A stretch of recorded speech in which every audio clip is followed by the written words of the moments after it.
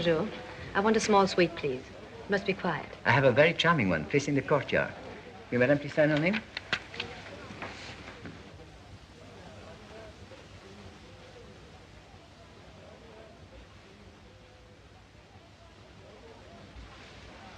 Merci, Madame.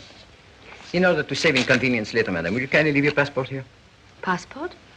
I just drew up my passport at the airport. I'm very sorry, Madame, but it's a government regulation. Oh. Traveling is becoming quite complicated these days, isn't it? Merci, Madame. S'il vous plaît. Bonjour, Madame. Will you show Madame 254? Par ici, s'il vous plaît.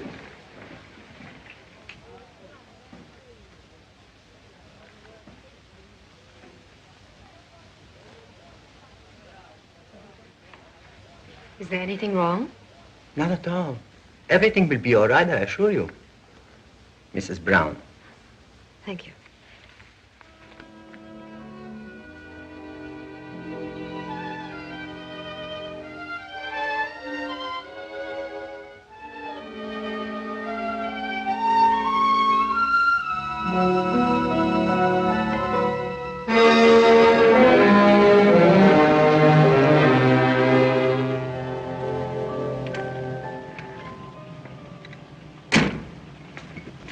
Francs. Don't you speak English? Pas anglais, monsieur. Merci, monsieur, merci. Don't I get anything back?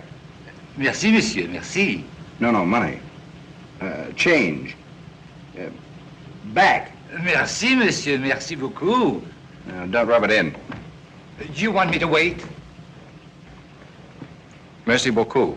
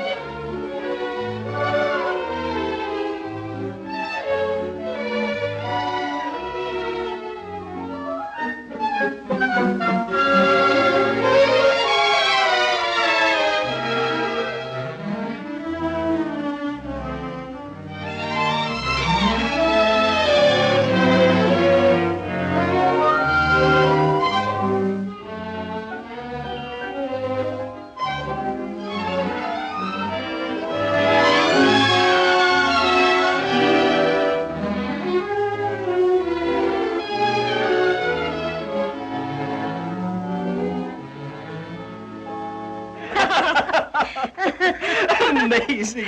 You know I'm going to like Bolshevism. Why, do you think you could earn your own living? No, that's the bad part about Bolshevism. But it has merit. For instance, if it hadn't been for the revolution, the Grand Duchess would still be in Russia, instead of providing us with such a delightful salon. And perhaps I should never have met you. Pardon me, Your Highness.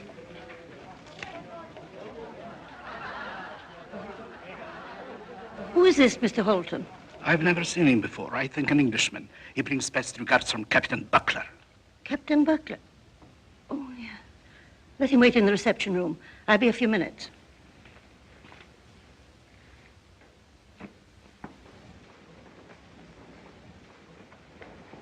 The Grand Duchess will be delighted to see you, but I am afraid it will be a few moments. If you will be so kind as to step in here.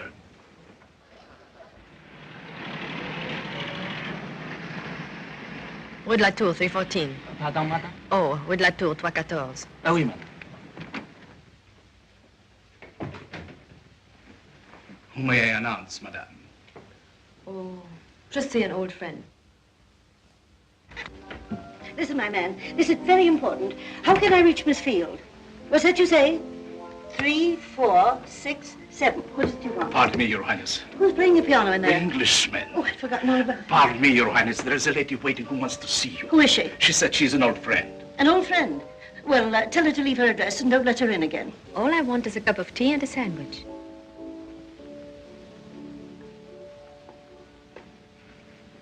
No. Mm-hmm. It isn't possible. It is I. Oh, You look marvelous. You know, I haven't seen you, not since I opened the salon. And I haven't heard from you in... In 6 years, Anna. 6. Well, why didn't you write to me? You know, I always like to keep track of my friends. That's why I didn't write to you. Oh. Well, now tell me everything. How was Rome? Rome? I haven't been in Rome for years. Has your husband been transferred? Husband? Oh, you mean Savoldi? Naturally. Oh, I didn't marry him. I broke the engagement. Why? Forgotten. Oh. What are you doing now? At the moment, I'm in Paris. By the way, I'm not in Paris. Can I trust you? I swear. Anna, I'm in a rather difficult situation. Serious? Very. I really came to Paris to ask your advice. You know, I always give sensible advice. Yes, I know. But driving up here, I realized that I don't want any sensible advice. I want no sense, no logic, no reason. It can't help me at the moment. What's going on in Paris? Well... Excuse me.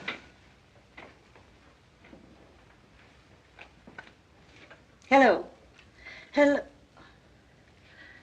Oh, it's you. Look, may I call you back in 10 minutes? Do you want me to go out? Just a moment. You're so understanding.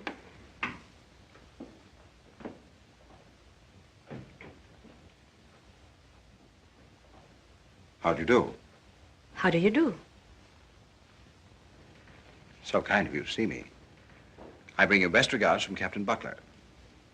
Captain Buckler? You remember Willie Buckler. He always talked so much about you, and he told me if you want to have an amusing time in Paris, go straight to the Grand Duchess, and here I am. And there you are. So you want to have an amusing time in Paris? Well, we must see that you have a very amusing time. Sit down, please. Have you been in Paris before? Not since the war. How exciting for you. Yes, I'm thrilled. And I'm so glad to meet you. Thank you. Be seated, please. You're going to see Paris at its best. I'm so glad. Now, let me think. What could I suggest? Oh, first of all, you would like to see the Louvre Museum. The what? One of the most interesting picture galleries in the world. You've heard of the Mona Lisa? Yes, I believe I have. Oh, you don't care for pictures? Oh, I know. The Eiffel Tower. You mean that steel thing stuck up in the air? Your Highness, do you know what I'm afraid of? What? I'm afraid you're going to suggest Notre Dame. I was just coming to that. Madame, even if you could give me the history of each stone separately, I'm still not interested. Oh. No, I've found through life the days take care of themselves. It's the evenings that are so difficult. Oh, how stupid of me. You want me to arrange a party for you. A nice, large party. Not too large. 6? 4? 2? 2 is the best suggestion. Why do you stare at me like that? He's completely off his head. What are you talking about? Buckler, he described you as hard as nails, much older and beginning to spread. How unkind of him. I hope you don't think the description fits me. If he'd said one of the loveliest women in the world, I'd have recognized you anywhere. Encouraging. Thank you.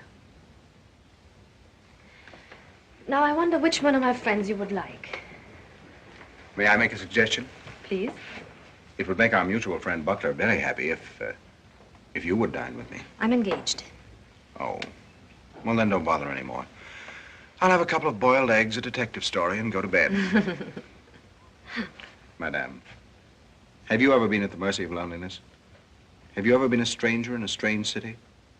Often. What did you do? I cried.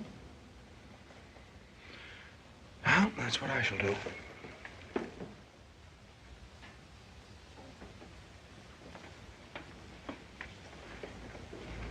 Café de Nuit, 9 o'clock. 8:30. 9 o'clock. But, Your Highness. Oh, by the way, I'm not the Grand Duchess. What? 9:15.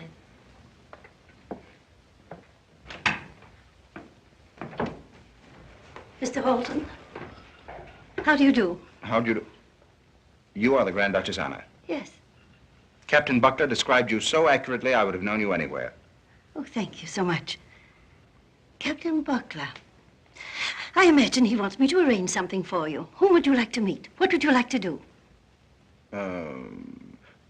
I'd like to see the Louvre Museum. The what? Yes, the Louvre, the Eiffel Tower, oh, and most of all, Notre Dame. Are you sure you're a friend of Captain Buckler's? Mm-hmm. Well, well, well. Afraid I can't do anything for you. Oh, yes, you can. Tell me the name of the lady who was in the room a moment ago. Lady? I don't know. Was there a lady here? Oh, come, come. You know there was. Really, I don't know. I swear. All right. Goodbye, Your Highness. Mr. Halton, why do you want to know her name? Because I'm dining with her at 9:15. You are a friend of Captain Buckler's.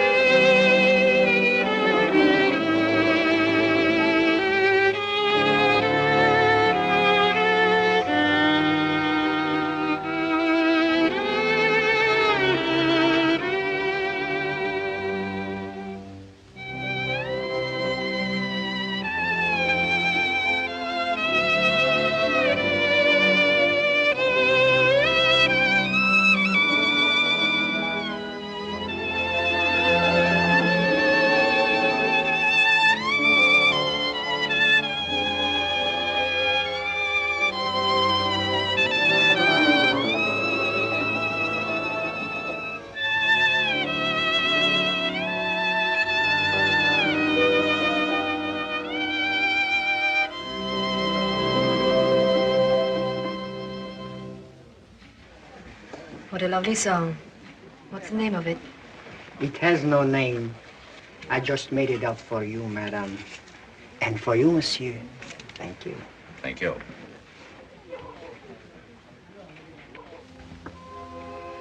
You must have been very successful with women. What makes you say that? Nobody could order such a delicious dinner who wasn't. Am I a success with you? Tremendous. I wonder if I am. Why do you doubt it? Because here we are at the dessert and we know nothing about each other. You won't tell me your name. You won't even let me tell you mine. Oh, dear. Didn't we settle all that at the soup and again at the salad? Why spoil such a perfect evening with names? I don't want to know your name. Whatever it is, I know it wouldn't suit you. Thank you. Then I should hate to risk it. Besides, I know all about you. You do? Providence gave you gray eyes, brown hair, charming smile, great attraction. Everything else is unimportant. I'm content. You're married? Back to the soup and the salad. Why be so curious? Jealous. Just terribly jealous. I thought we were going to have an amusing evening. And now it's become serious. Desperately.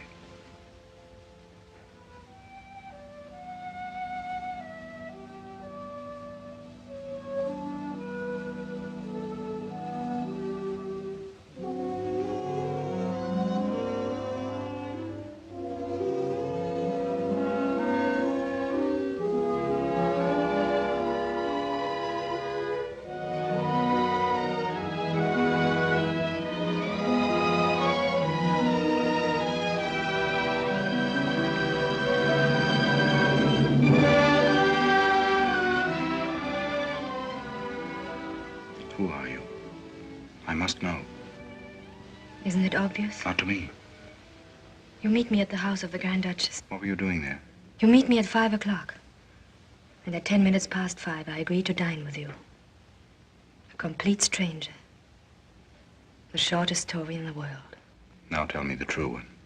Very well, then. Perhaps it's dangerous for you to be with me. Perhaps I have a husband who will come in and shoot you. Perhaps I'm a spy, a thief. The police may come in and arrest me. Both of us. You're none of those things. If you were, it wouldn't matter.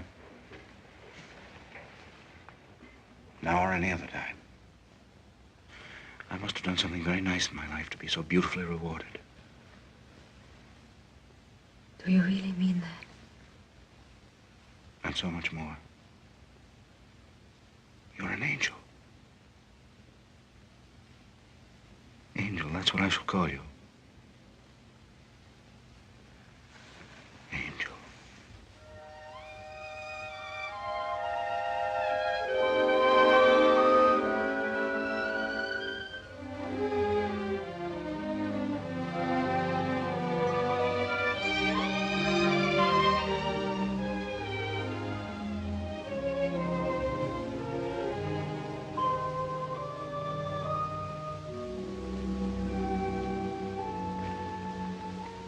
You're cold.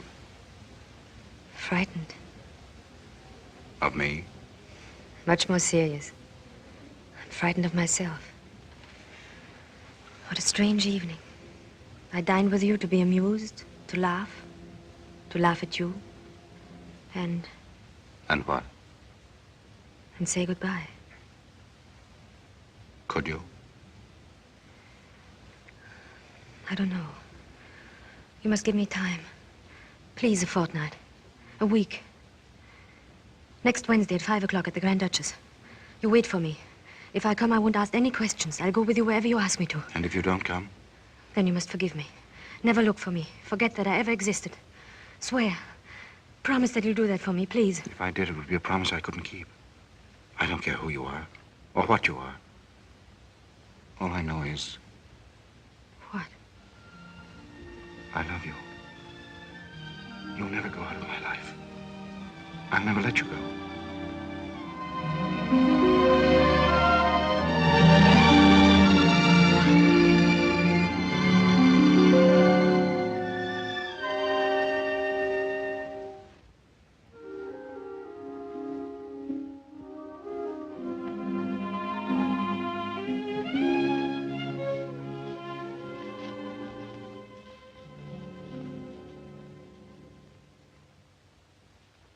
Merci beaucoup.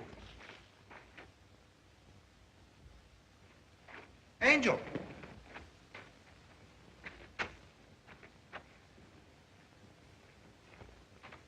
Angel.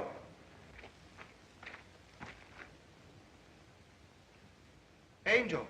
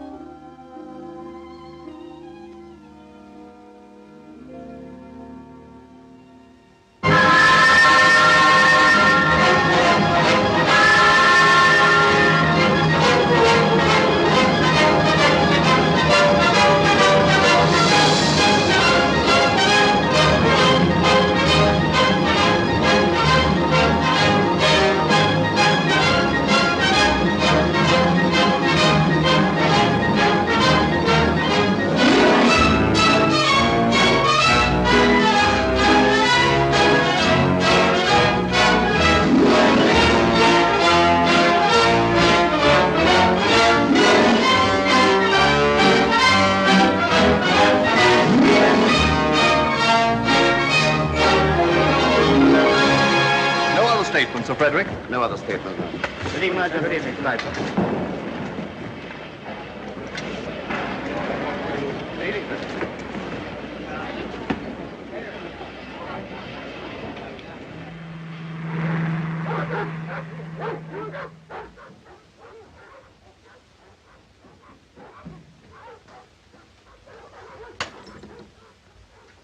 How's everything, Wilton? The Foreign Secretary wants you on the telephone, sir. Get me the minutes of Thursday's meeting, Article 6, Section 5B. Also, Friday's meeting, all of Article 2. Well, Mr. Wilton, how are you? Glad to see you back, my dear Graham. Thank you. How's everything at Geneva? Oh. Is there going to be a war? Well, it looks as if Europe is going to have peace, at least for the next 3 weeks. We had rather a hard fight, you know. 21 nations lined up against us, but we won. I hear France was making some difficulties. Well, what can you expect from the French? Yeah. You realize the French delegate hasn't even a manservant? Appalling. But on the other hand, the Russians were the surprise of my life. We had 2 Soviet delegates to dinner. You may not believe it, but I assure you they were properly dressed. Tailcoats, white ties. Well, well, well. Maybe the Russians are going places. Oh, well, I wouldn't come to hasty conclusions. They still dunk. I shan't need you anymore this evening. Good night, sir. Good night.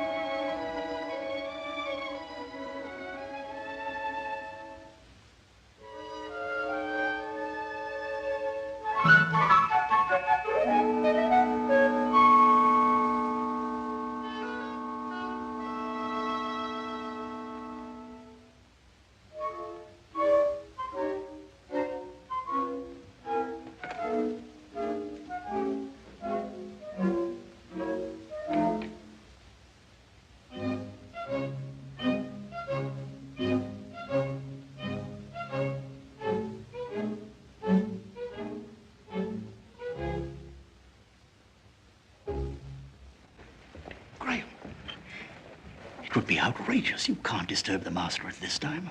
The telegram may contain matters of state. But how would you justify your action if it were only a personal matter? I'm afraid you'll be criticized very harshly. My dear Mr. Wilton, may I remind you of what our master always says? A statesman must have the courage to be unpopular.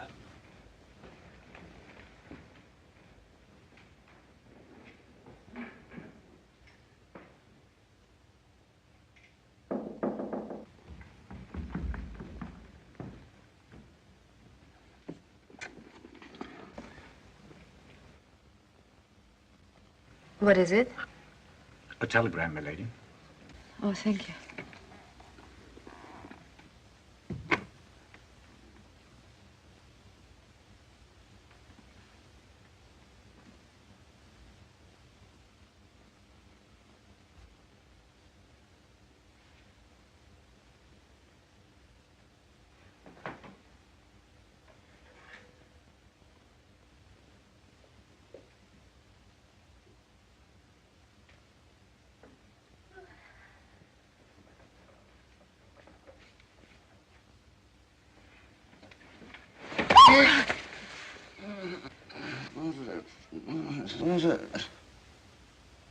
Oh!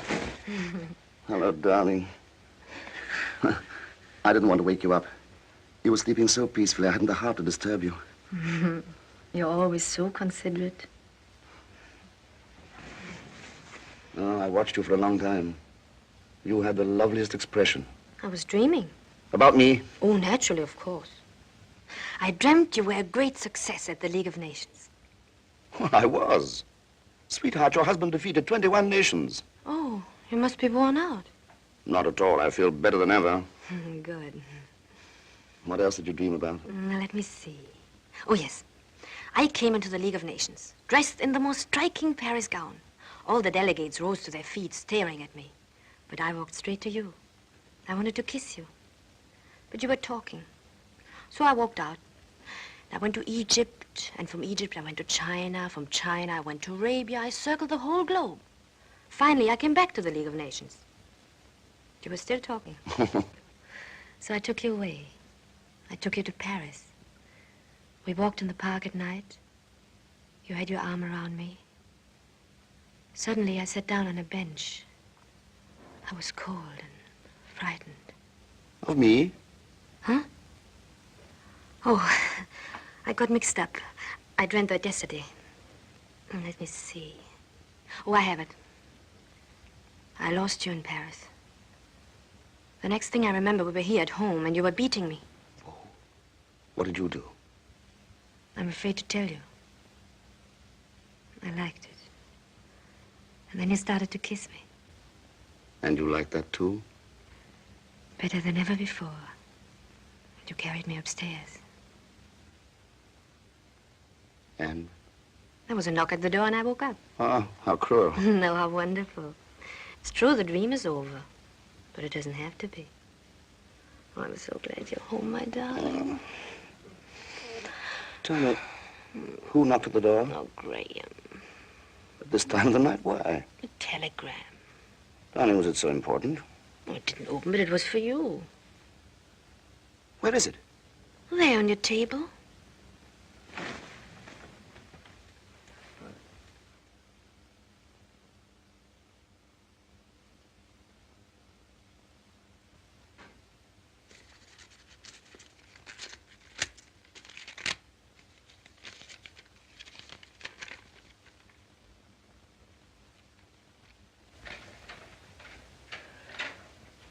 Bad news? Very disturbing.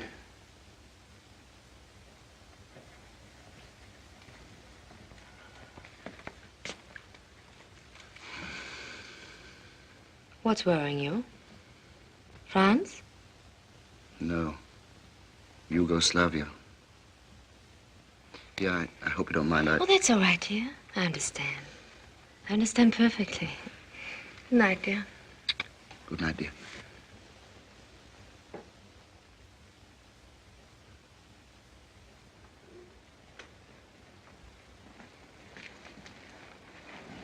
Good morning, sir. Morning.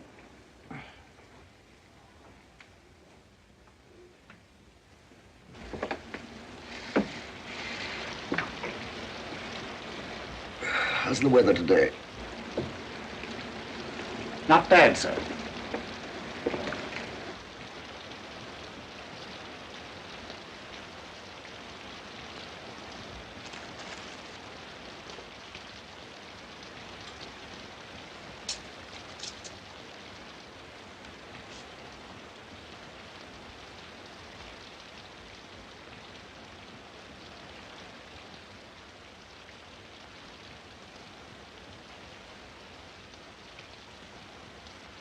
Why, Wilton. Darling, here is some thrilling news from Mrs. McGillicuddy. Wilton, this is the nicest thing you've ever brought to the breakfast table. My heartiest congratulations. Thank you, sir. And mine. Thank you, milady. What a pretty girl. All her friends think she ought to act in the films. You see, sir, she once was photographed in a newsreel at the funeral of Admiral Bennington. She was standing on the pavement just as a hearse went by. I hope I don't seem disrespectful, sir, but in my opinion, she stole the show from the late Admiral. That's love. And I'm sure she loves you just as much. Oh, she worships me, sir. But it was by no means an easy conquest. The young lady didn't believe in the institution of marriage. But you persuaded her? Oh, no. Begging your pardon, sir. It was you, sir. And you, milady. We? I took the liberty of citing you both as an example of how beautiful marriage can be. And that convinced her.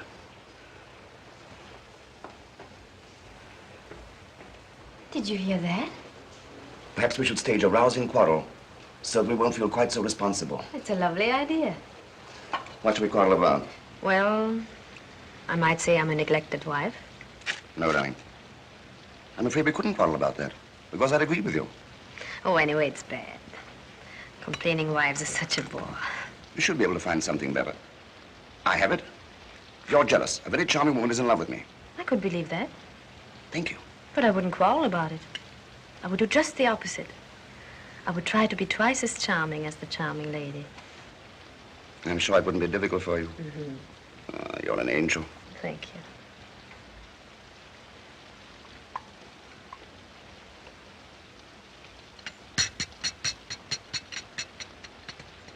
Frederick, Yes, dear? someone is in love with me. I'm crazy about him. I've decided to leave you. I'm already packed.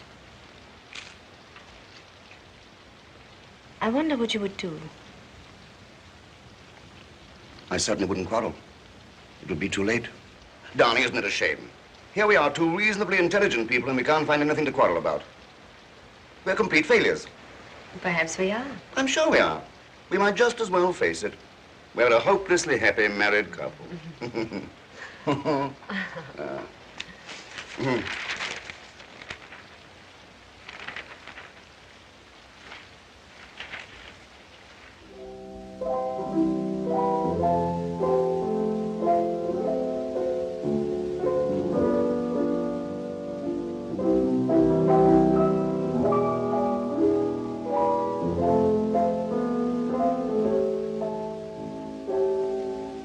What's that? Oh, just something I made up.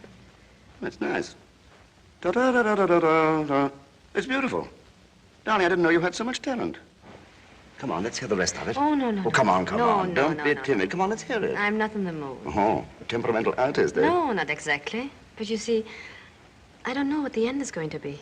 Well, you certainly found a lovely beginning. Almost too lovely. Oh, you must finish it. It's not so easy. Well, I don't know. When the beginning is so beautiful, I wonder if the end matters.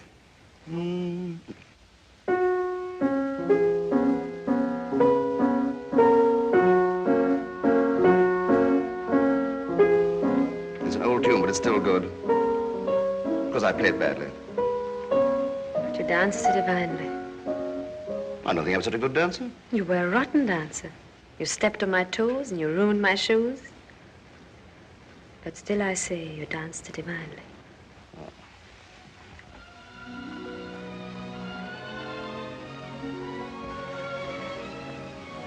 What's the matter? You took me back to Vienna. Now, was that nice? What was the name of that little hotel? I don't remember the name or how we got there. All I remember is... It was glorious, wasn't it? And what a hotel. Let's forget it, shall we? Oh, no, no. I could never forget it. The service was too awful. They had every inconvenience. Do you realize there was no lift? We climbed 4 flights of stairs. And sometimes 2 at a time.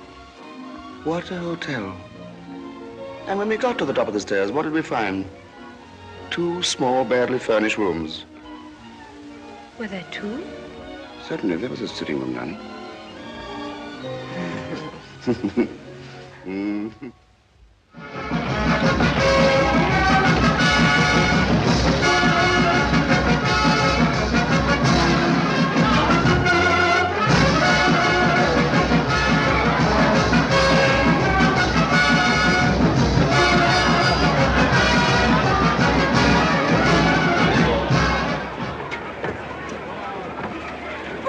I'm so excited. This is the thrill of my life. I don't want to miss a thing. You must tell me who everybody is. Just everybody. Afternoon, Mr. Breckenridge. Is that Mr. Breckenridge? Yes, indeed. My. Very modest man. To look at him, you wouldn't dream he's Lord Straighton's butler. How do you do, Mademoiselle Maupron? Lady Trellingham's personal maid. Don't say. Oh, darling, this is so fascinating, seeing all these people in the flesh. Love me? Vainly. Hello, John. Interesting case. He was Lord Aldergate's valet for 20 years, but it didn't last. They differed in their political views. The situation finally became impossible when Lord Aldgate joined the Labour Party. Hello, George. Hiya, Toots. Oh, hello! Who's that? An American chauffeur.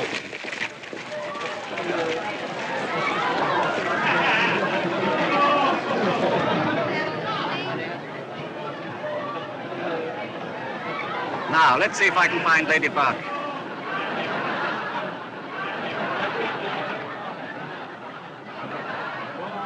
There she is.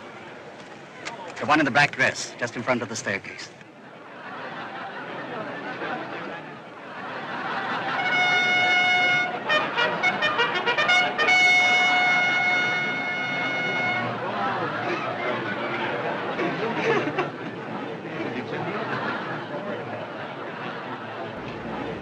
Something must have happened. She seems a bit upset.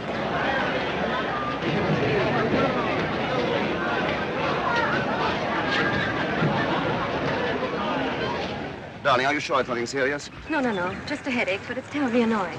I think I'll go with you. Please, no. I'll go home and lie down for an hour, and I'll be all right. You go back with your guests. I beg your pardon, Sir Frederick. May I? It's for the Consolidated Press. Certainly. Thank you, sir. I'd rather not, dear. It only takes a second, Lady Barker. Please, no. I'm very sorry. Some other time. Well, thank you very much, sir. Yes. I hope you don't mind, darling, but I'm not in the mood for a picture.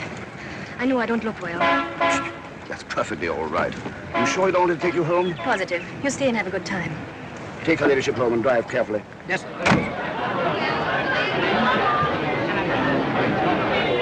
Oh, how's your wife? She'll be all right. Just a little headache. Now, don't forget Saturday. No, 1 o'clock. 1 o'clock, right?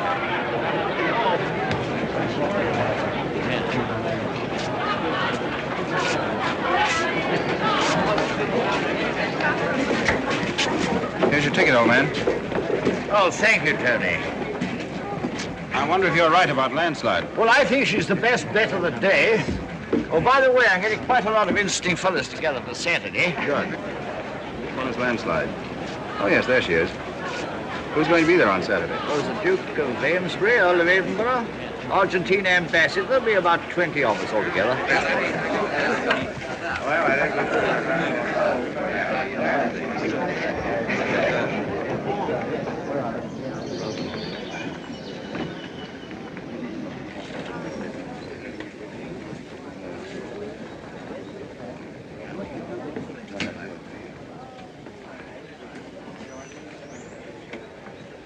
Pleasant luncheon. Yes, very nice indeed. I'm very glad of this opportunity to meet you, Sir Frederick. As a matter of fact, I've been looking forward to it. Thanks. I have a feeling that you and I might find some very interesting things to talk about. I'm quite sure we could.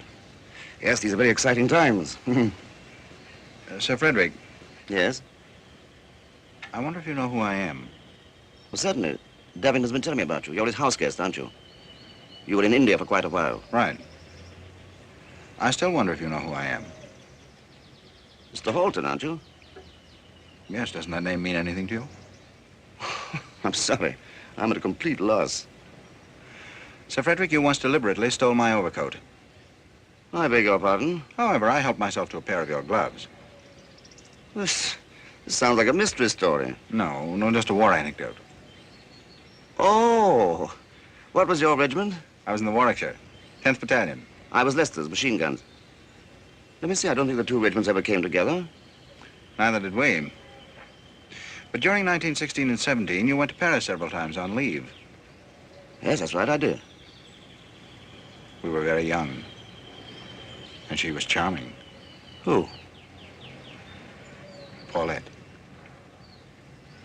Do you mean Paulette Fouchadière? Paulette Fouchadière. Modiste. 3rd floor. Hem-stitching and embroidery. Are you Poochie? Yes, Snooky. Well, let me have a look at you. You didn't have a moustache then, did you? No. Your picture was on the small table. Right next to the little silver box. With the bird on top. And when you opened it... It played O Solo Mio. Uh-huh. Ah, she was lovely, wasn't she? Paulette Fouchadière. Ah, what a rotten trick Napoleon played on her great-great-grandfather. If Napoleon had kept his promise... After the Battle of Valenciennes. Which Grandpapa really won. Then, Grandpapa would have married the Duchess of Parma. And Paulette would have become the Princess of Naples. I wonder whatever became of her. To the Princess of Naples. The princess. It's very kind of you, Lady Bernstein. We'd love to come. Your parties are always so delightful. But you see, we intend to leave next Saturday. Yes, I'm terribly excited. It's our first trip in ages. Well, thank you so much. My compliments to Lord Bernstein and little Beatrice. Goodbye.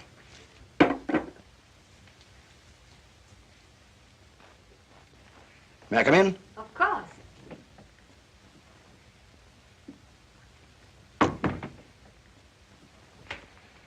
Hello, sweetheart. Hello, darling. Dressing already? The opera starts at 8, doesn't it? Oh, the opera, huh? Now, darling, you promised. And I'm going to keep my promise. You love opera. I hate opera, so why shouldn't we go? Have a nice luncheon? Very.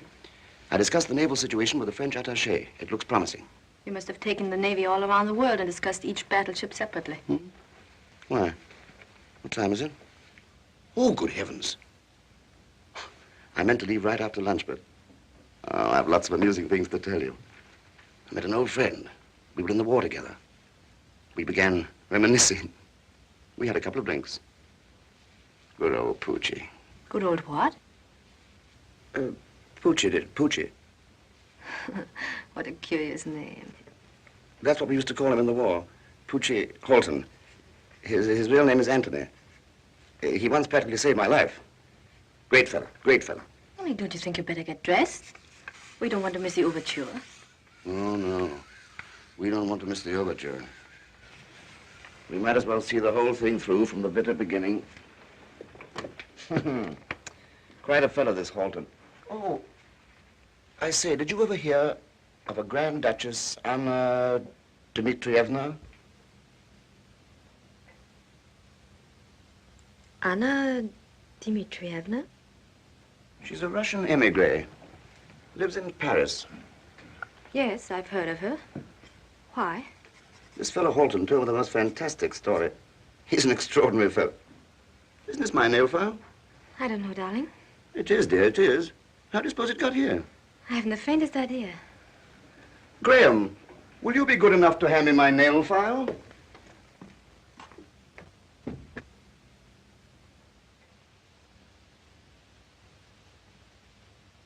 You're going to the opera tonight, sir? Yes, that's where I'm going. If I may say so, sir, my favorite opera is Cavalleria Rusticana.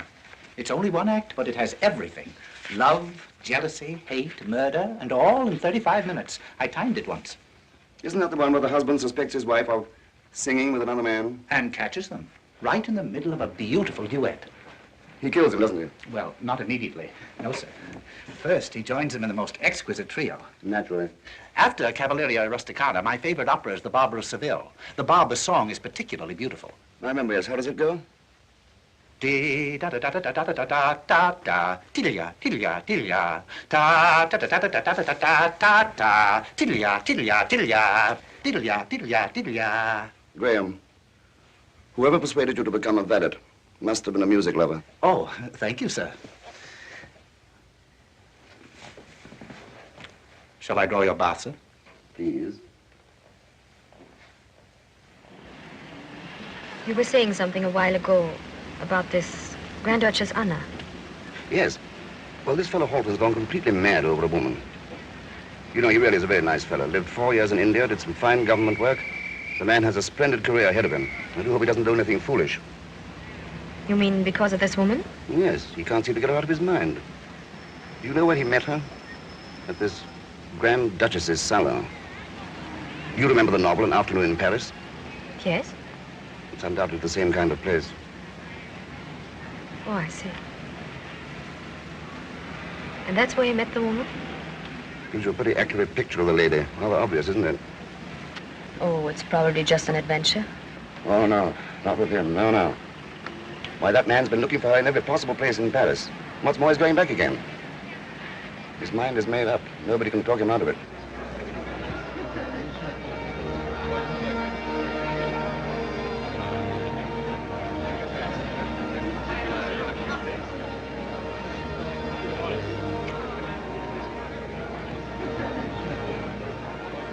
Dear Mary Glenbrook over there.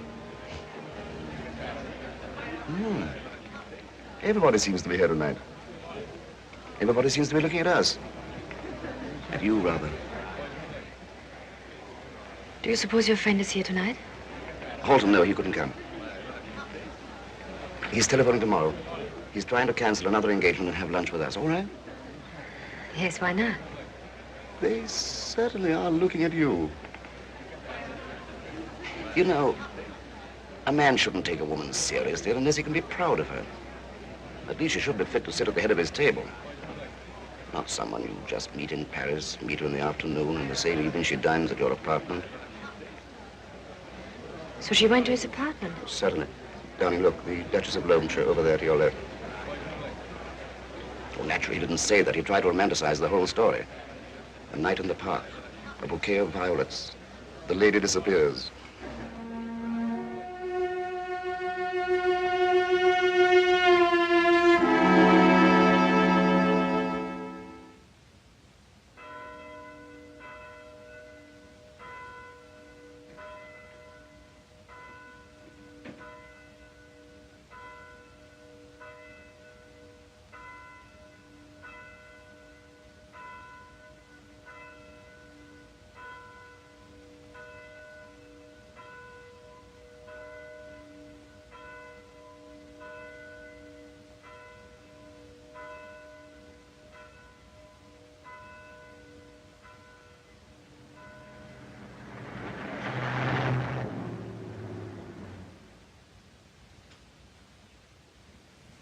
Hello, old boy. Hello, Barker. So glad to see you.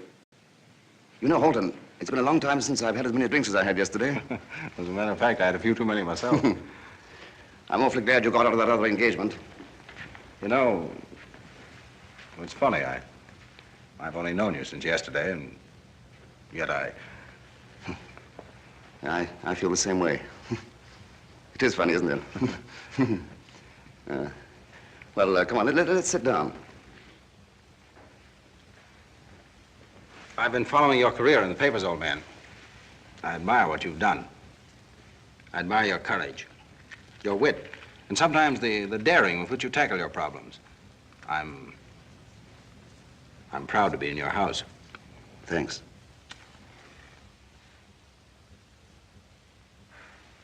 You know, I've been thinking about you a great deal. Now, I hope that little story of mine hasn't worried you. It's an unusual story.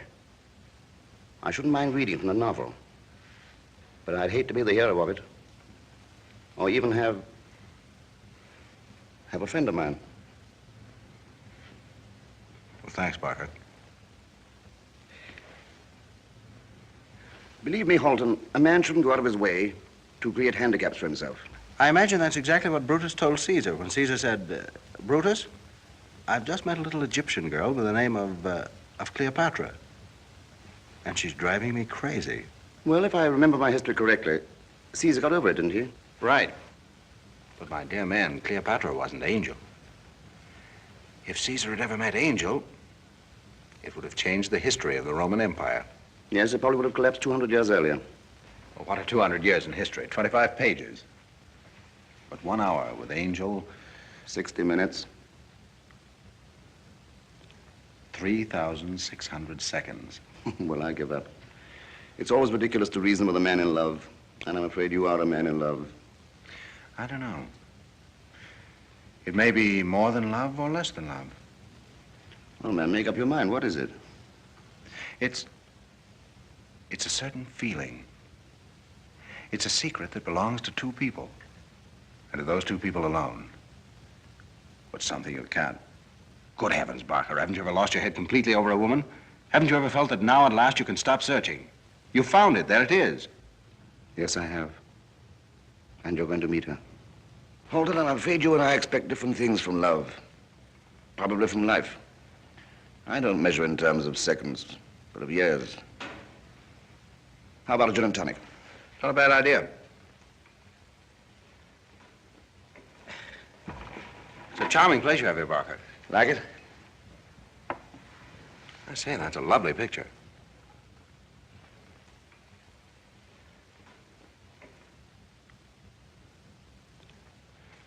That's your wife's photograph, I suppose. Naturally.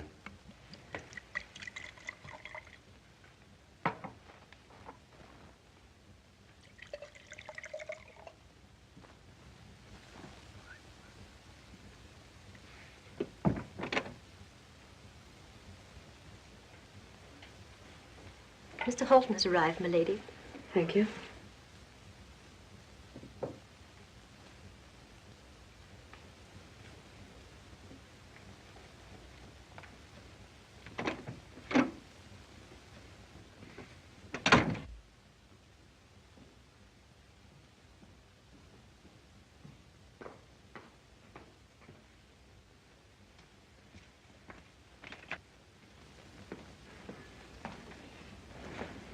Here. How do you do, Mr. Halton? How do you do? My husband told me so much about you. Won't you sit down?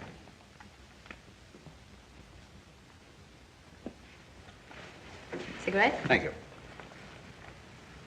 Thank you.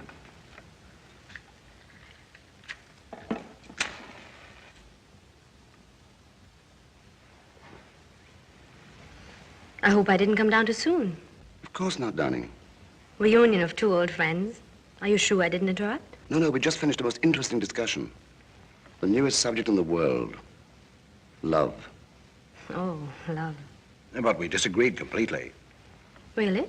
Yes, we see the same thing, but with entirely different eyes. It's amazing. It's like two men looking at the same lamp. One says the shade is blue. The other one swears it's green. But you forget, Barker. Frederick. Oh, I'm sorry. Frederick. We both could be right, you know. Perhaps the lampshade is blue. But when you light it up, it may be the greenest green in the world. Don't you think so, Lady Barker? Gentlemen, the sun is shining so brightly. Don't you think it's rather early in the day to be talking about lamps? I'd rather talk about you, Mr. Halton. You've been in India. Yes. Are you going to stay in England for a while? Oh, no, he's going back to Paris in a day or so. Oh. Well, I may have to change my plans. Well, that's interesting. When did this happen? As a matter of fact, today. Yes, I may have to stay a little longer. How fortunate for you to be here at the best part of the year. There's so much going on. There's the ballet, and next week there'll be the Wimbledon tennis. Oh, darling, I'm afraid we are going to miss the matches. Frederick and I are taking a little trip. Oh. Did you make up your mind, dear, where you want to go? I have several very interesting ideas. I'm dying to hear them. And now, shall we have lunch?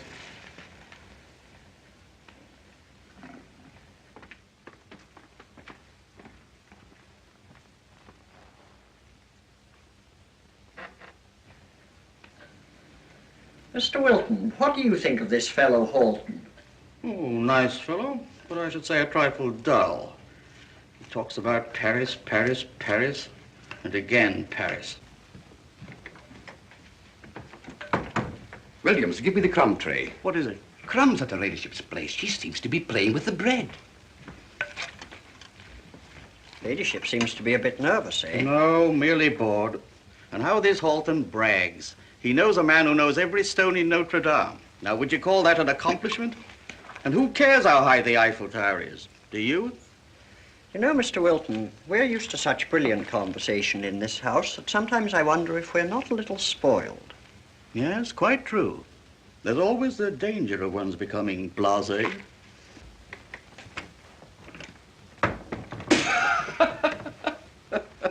Sir Frederick just told a delightful joke. The one about the Scotchman who wanted to buy a grand piano? And ended up by humming? Good. He tells it superbly. Thank heaven things seem to be brightening up. I'm glad. Well, they must be finished.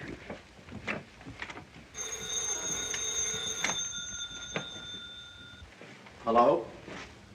Oh, it's you, Emma. Well, we're at luncheon. I'm pretty busy just now. Yes, I am angry. Frankly, I'm furious. Unless you can explain where you learned to dance the rumba, I'm through. Goodbye.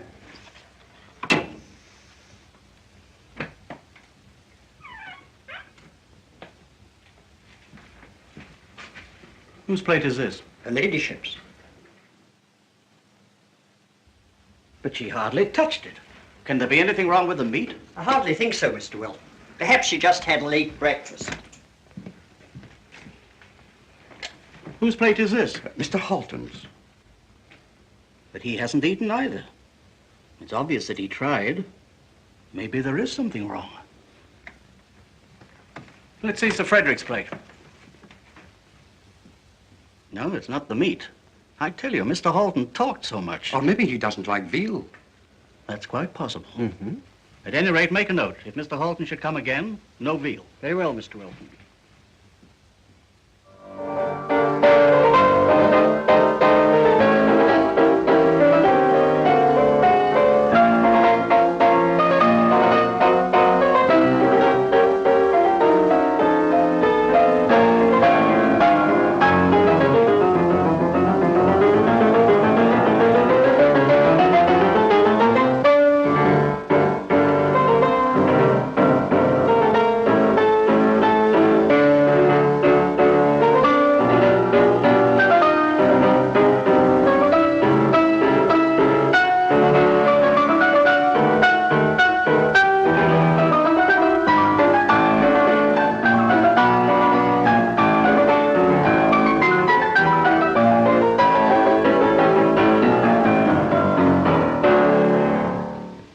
Splendid. Don't you think so, darling? Yes, very beautiful. Thank you. You know, Tony, the fact that I like it doesn't mean anything. But Maria, now she's a great composer. Now, Frederick. Really, she composed the loveliest song. Now, please, Frederick. Come on, play it, darling. Yes, why don't you, Lady Barker? Don't make us coax you. All right. Now, let me see. How does it go? You know, Frederick, I think I've forgotten it. Oh, that's too bad. It really was very nice. Now, how did it go? The way I heard a delightful tune in Paris. I wonder if I remember it. Now, gentlemen, you're both working too hard. I insist that you relax, please. I'll play you something even better.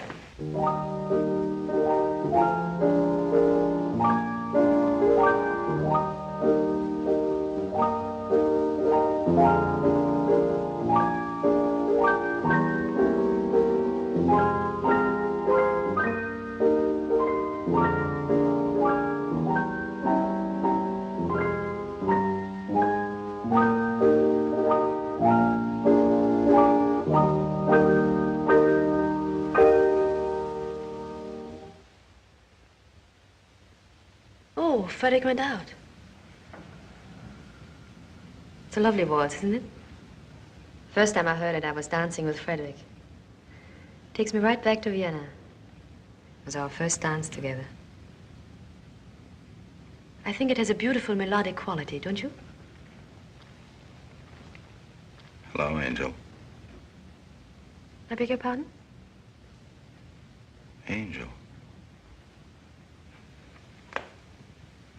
What do you mean, Mr. Halton? It seems incredible What seems incredible?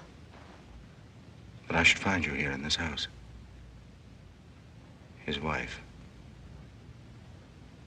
It's like a dream. I still don't understand you, Mr. Halton. I don't understand you. We're alone, Angel. Darling, how long are you going to keep this up? Mr. Halton, you're obviously confusing me with another woman. Oh, no, I'm not. There can't possibly be two of you. I'm afraid there must be. I haven't been in Paris for the last 6 months. You haven't been in Paris for the last 6 months. I told you so. And I think that should satisfy you. It really seems to be a terrific coincidence. The lady with whom you had your adventure. Wasn't it more than that? Maybe it was. At least I thought so. Maybe the lady thought so too. But it's impossible for me to read the mind of a woman I never saw nor heard of. In other words, to you it was. Just an adventure. Now, Mr. Halton, I insist that we settle this once and for all. Look at me. Look at me carefully. And I'm sure you will realize as clearly as I do that I'm Lady Barker and nobody else.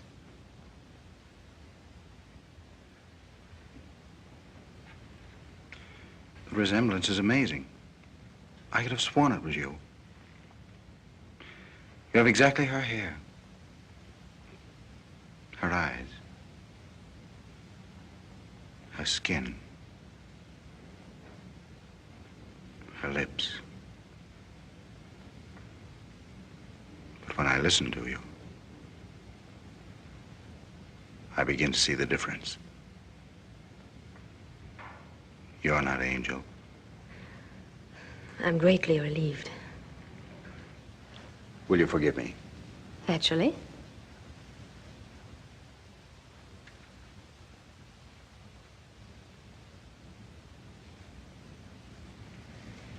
You know, Mr. Halton, I think this resemblance will always create embarrassment between us. It's unfortunate, but for my own comfort and peace, and certainly for yours, don't you think you might find some excuse not to come here anymore? You have a lovely home, Lady Barker. It's an exquisite taste. I suppose this is the kind of house every woman dreams of having. And you're the wife of a charming and famous man. You must be very happy, Lady Barker. I am.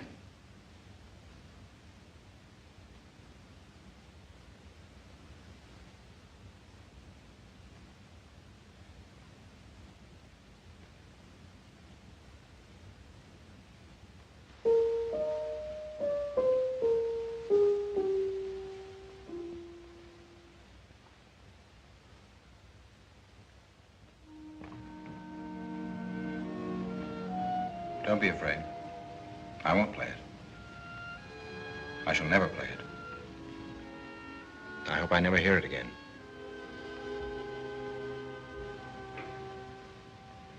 Thank you.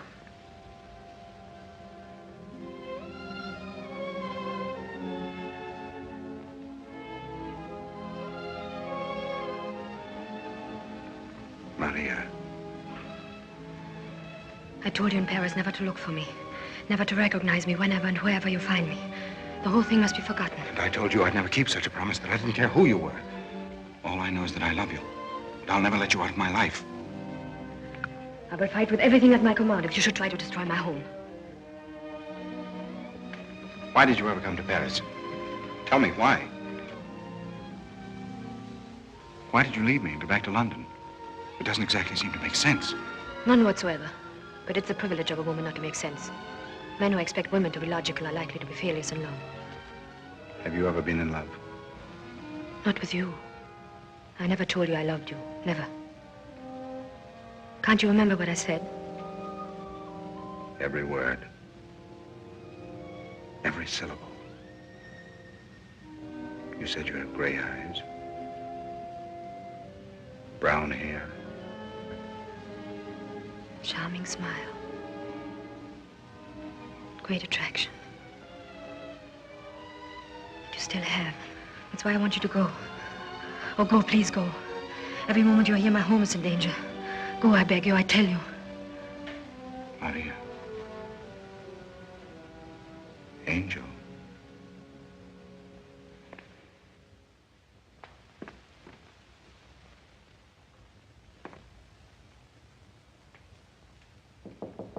Come in.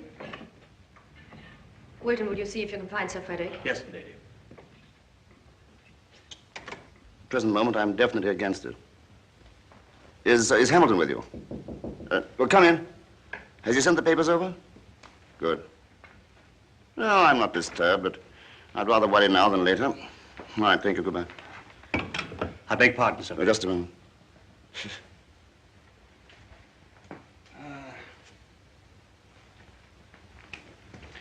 Well, what is it, Her Wilton? ladyship is asking for you, sir. Oh, all right. I'm expecting a telephone call from Mr. Hamilton. Let me know immediately. I'm very sorry. It's just one of those things. Darling, Hmm? I'm afraid Mr. Halton has to leave. Is it so late? I'm terribly sorry, Tony. I was called to the telephone. I thought it'd only take a minute. Do you really have to go? Well, I don't know. How about another drink? I tried my best to persuade Mr. Halton to stay, but I'm afraid I'm a complete failure. Failure? Well, Lady Barker, really, I had another engagement, but now I must stay at least long enough to turn your failure into success. Good.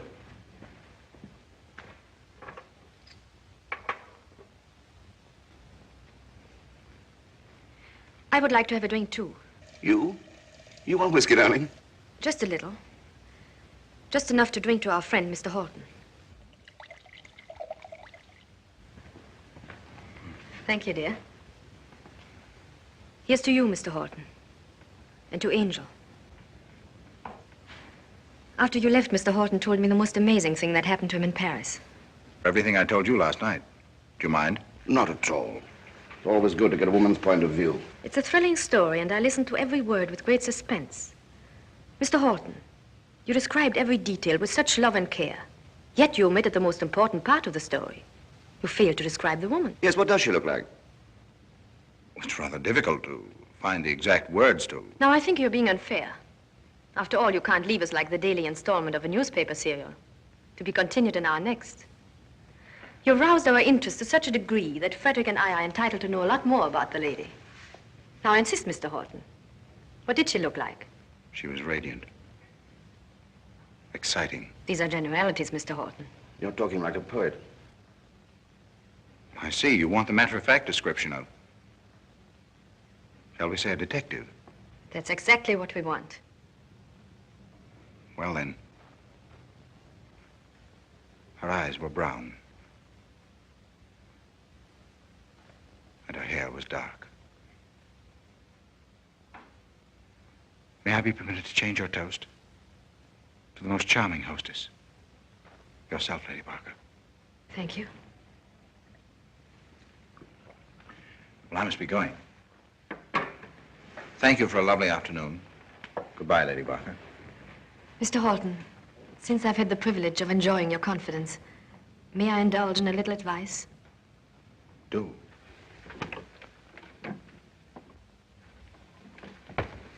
Mr. Hamilton on the telephone? Yes, sir. Yes, Hamilton? Yes, will you read it to me? Huh? You wanted to give me some advice, Lady No, Barker? Hamilton, I mean the second subcommittee report. I'm afraid Angel is far from blameless. But I think you should forget her. And perhaps even forgive her. I've already forgiven her, but Let me have clause 5. But what? I'm going to Paris. I'll be in Paris next Wednesday. It'll be useless. If there's a chance, one chance in a million, I'm sure there's not. I'll be waiting for her at the Grand Duchess's. You'll only be torturing yourself. I'll be there Wednesday at 5 No, o'clock. the papers haven't come yet, no. I'll be there hours before 5. All right, Hamilton, goodbye. Well, goodbye. I'll see you out.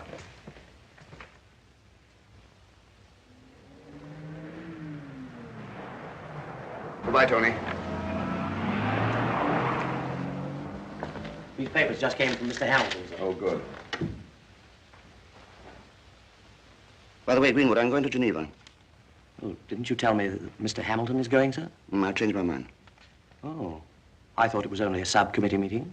It is, and I'm quite sure Mr. Hamilton would handle it very ably, but you know me, Greenwood. I'd be uncomfortable if I didn't go myself. I see, sir. In that case, you won't require the other reservations. Which other reservations? For your trip with Lady Barker. Good heavens, I'd forgotten all about it.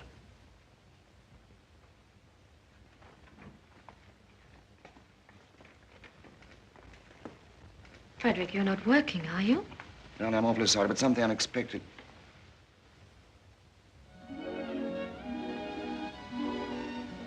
Frederick, is this where we are going? Why, that's wonderful. Oh, darling, I can hardly wait. Let's have a glorious time. Let's be foolish again. Oh, I can't tell you how much. Why, what's the matter? Well, dear. Don't tell me. Don't tell me we are not going. Don't tell me now. You see, I don't know. You see... It's perfectly all right. Yeah, you must understand. Don't explain. It's very clear. You have to do your duty. You know. I know. I know very well. Too well. I can recite all the reasons. I know them by heart. Oh, I beg your pardon. It's perfectly all right, Mr. Greenwood. Come in. Now, you go back to your work, dear, and don't let me disturb you. Thank you, darling. About the reservation, sir. Oh, yes? The Geneva plane stops in Paris only 20 minutes. Now, I believe you'll require at least 4 hours in Paris. Or perhaps even more. I have a good many things to discuss at the embassy. I thought so, sir. And in that case, the Airways people suggest a private plane. They say they can put one of their newest machines at your disposal. In fact, the same plane that Lady Barker chartered last week. Lady Barker chartered a plane? That's what they said, sir. It must have been Wednesday. You were in Geneva. Oh, yes, of course, I remember. That's all right, thank you, Greenwood. I'll let you know later. Very good, sir.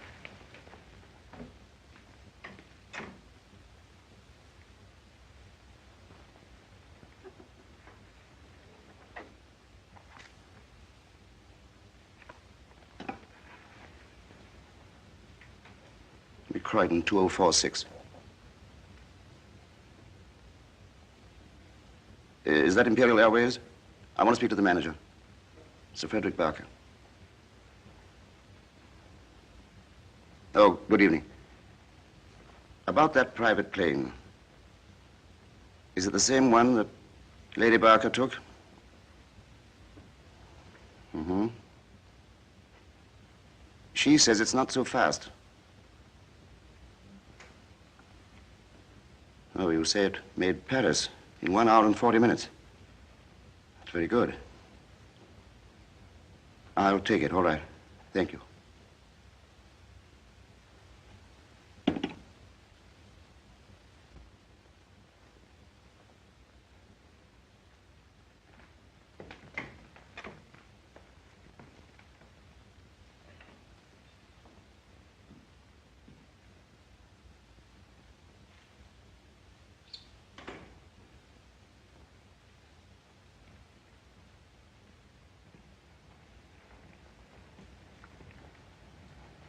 Finished your work? Quite.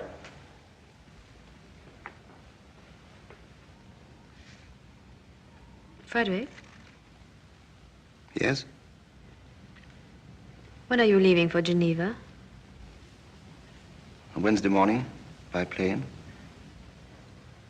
Doesn't the plane stop in Paris? Yes, I believe it does. I've been thinking, why couldn't you take me along as far as Paris and then pick me up on your way back? That's an excellent idea. I really need some new clothes. I haven't done any shopping for quite a while. Besides, it'll do you good to get away from London. Be a change for you. Yes, it would. Well, then I shall make arrangements for Wednesday, shall I? Thank you.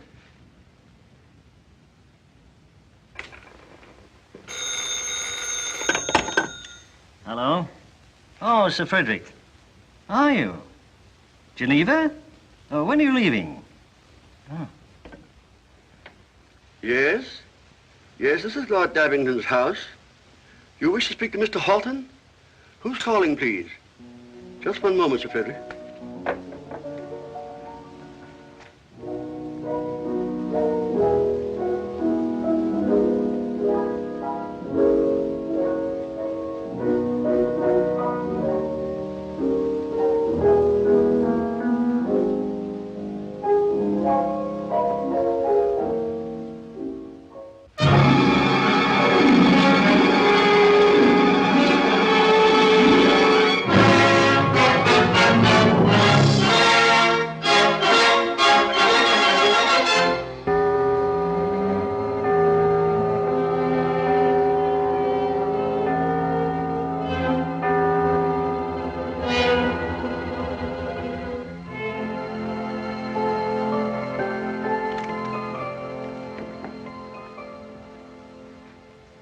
Attendez. Oui, monsieur.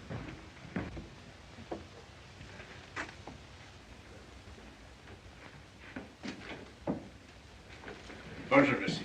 Bonjour. I'd like to see the Grand Duchess, if you please. Thank you, monsieur.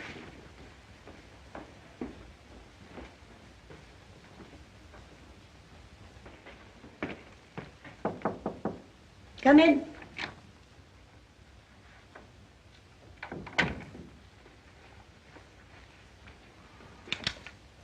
I'll come in a moment.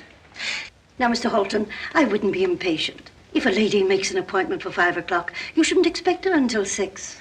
The kind of lady who comes on time really wouldn't be worth waiting for. Oh, if you should get bored, there's always the cocktail bar. You might find some interesting people. Thank you. I'll wait here. Just as you like. You may be sure we'll let you know the moment she arrives. Angel. Charming name, Mr. Halton. Bravo.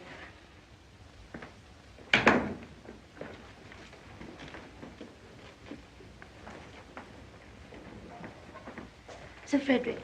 Yes. And the Grand Duchess Anna. How do you do? Will you step this way, please?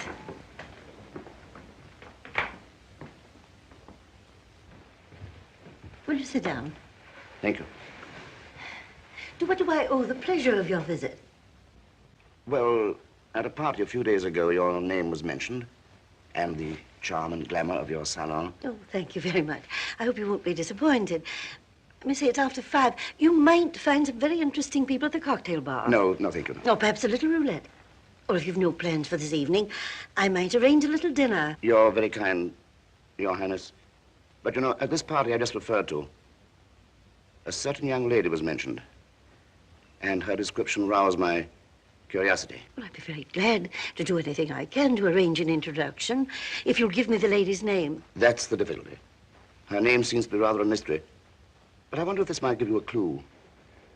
The person describing her referred to her as Angel. Angel. Angel, that's a strange name. Rather charming. But I'm afraid... Now, look here, Your Highness. Is there any way in which I might refresh your memory? Really, I have an excellent memory. But I don't seem to remember that name at all. Perhaps this might help, Your Highness. I would be willing to contribute generously to any charitable institution you might care to name. Oh, well, Or perhaps it would be better if the contribution were placed at your disposal. Well, that's very kind of you. We always have the needy with us, but unfortunately... Come in. Pardon me, Your Highness, but your Aunt Sonia is here. Always these interruptions. Oh, well, she'll have to wait. I'm sorry. Yes. Just a moment, Gregory.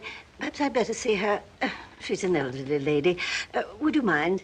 I'll be back in a moment. Not at all. Thank you.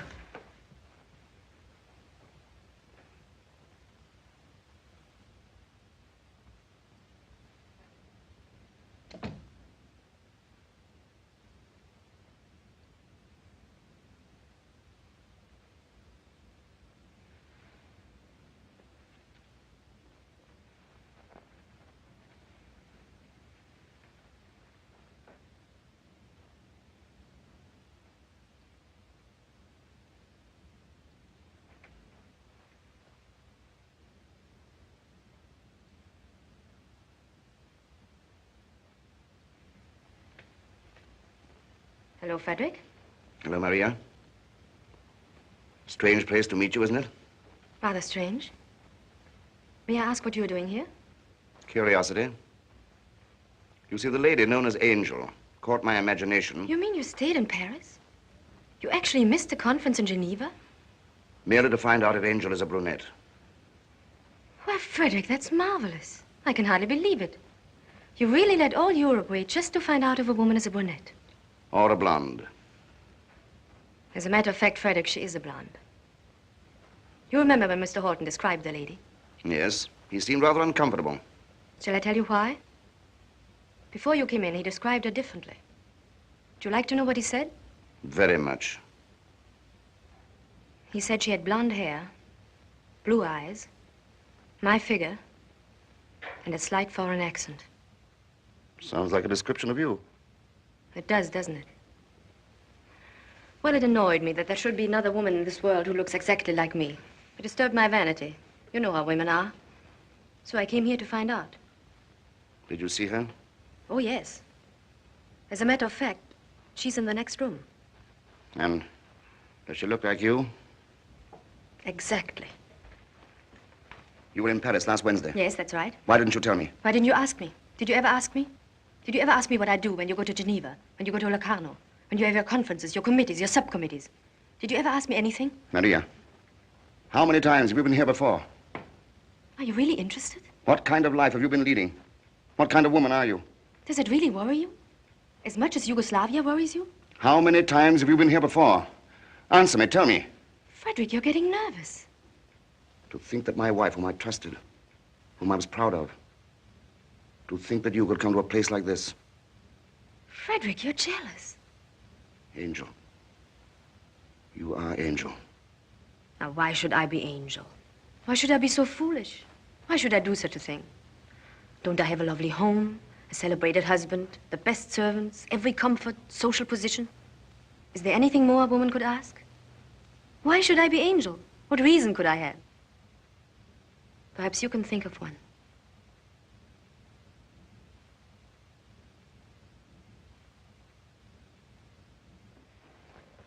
Frederick?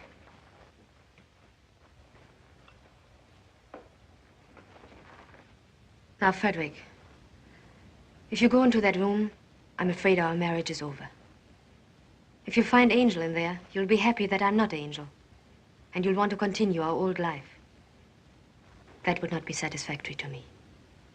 And if I don't find Angel?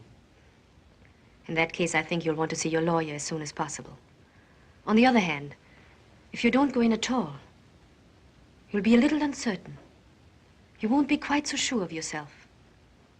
Or of me. And that might be wonderful.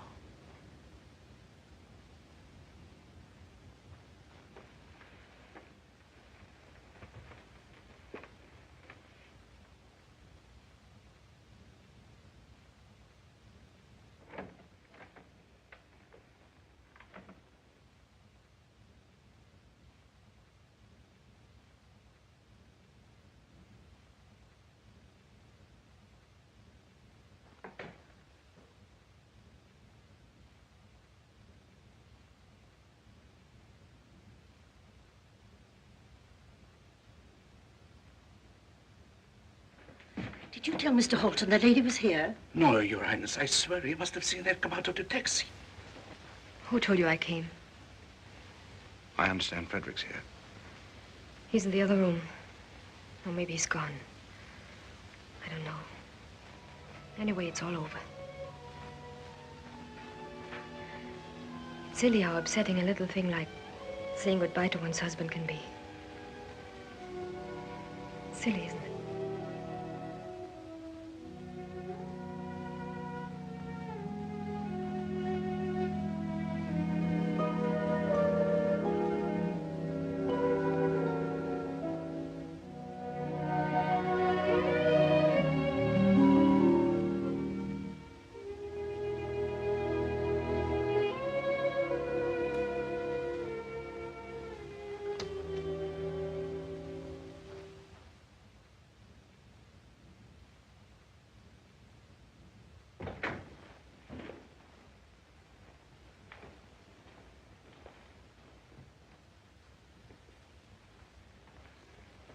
Tony?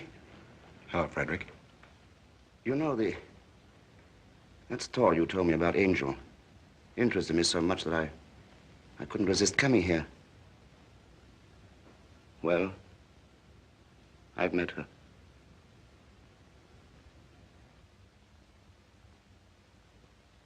You see, Maria, in the last few moments, I've thought more about our married life than in all the years we've been together. And all I know is the train to Vienna leaves at 10. I don't know how you feel about Vienna, but you've plenty of time to think it over. Well, I say goodbye to Angel.